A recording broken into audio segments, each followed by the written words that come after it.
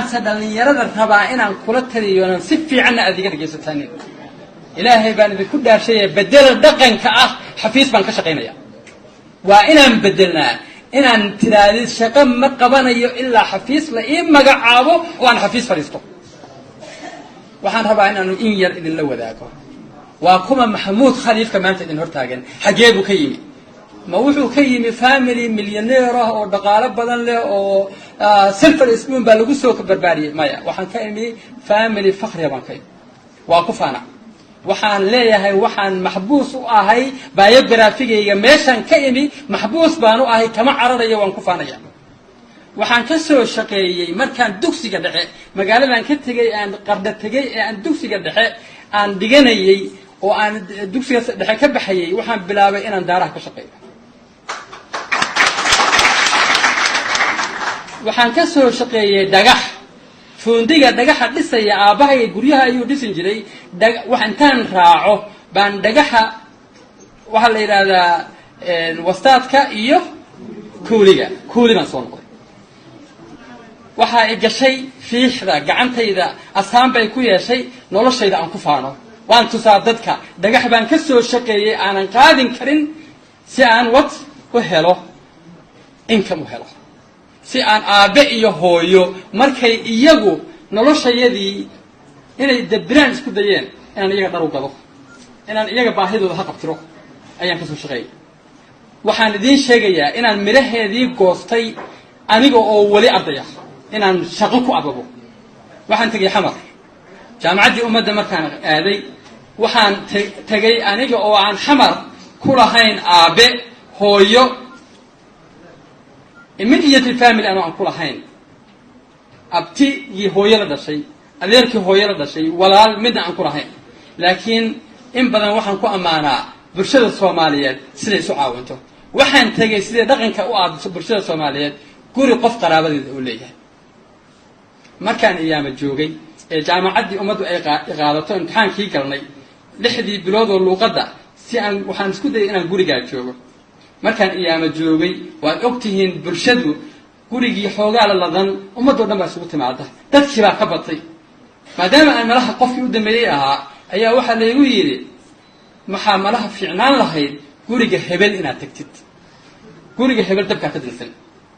xaqiiqadii waan ogahay waxaan isiri guriga kan dabku ka shidan yahay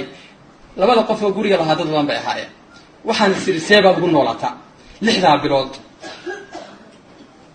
orahdii intaan iska inda tiray Soomaalidu waxay yiraahdaan qof waayaalka tag lama yiraahdo wuxuu ku tagaa la tusaa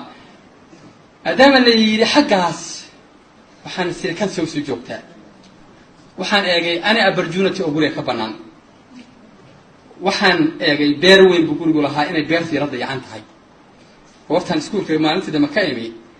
oo aan qabeeyay aan beertii galay qashinkan ka guray waa tirim gareeyay waan waraabiyay waxaan arkay gabdhuhu inay dhar badan dhaqeen feeradan qaato dharkan feelay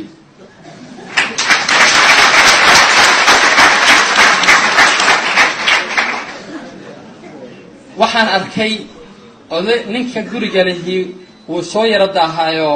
waardiyuhu malaha uu dhacaa markaasaan anigu waxaan iska sii akhristayo odaygii waxaan ka dhowr goor honka yeerinay waa sugaayo goortuu albaabka soo istaagay baan albaabka dhag xasiya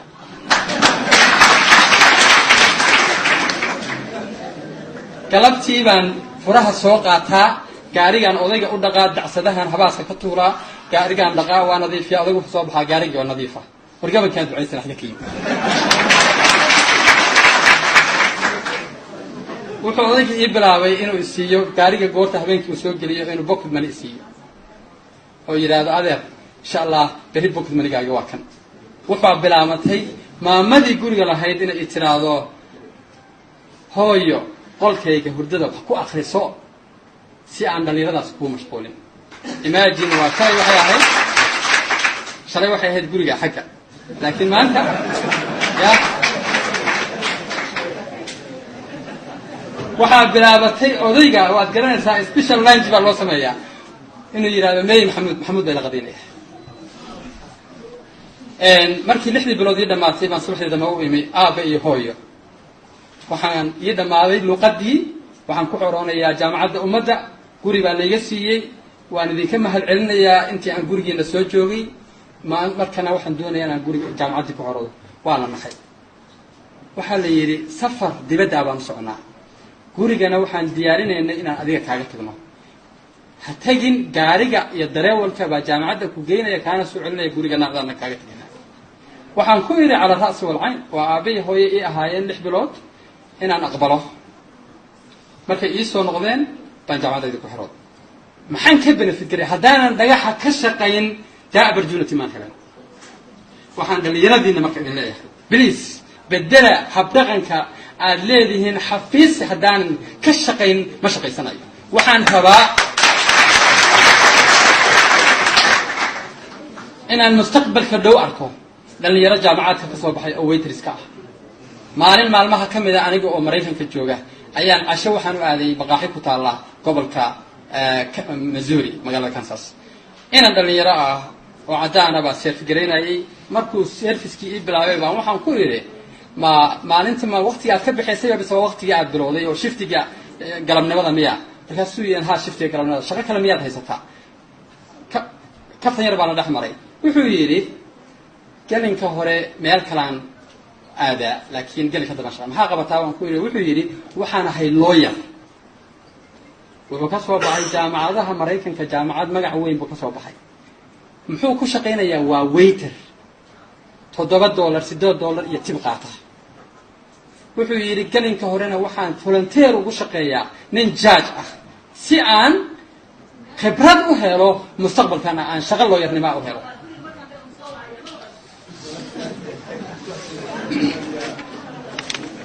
marka sidaa darteed waxaan idinku gubaabinayaa inaan 5 sano oo soo socota aan aragno dhalinyaro oo kuwa dhagaxa jabinaya adoo aan joojin hadafkaagii iyo mustaqbalkaagii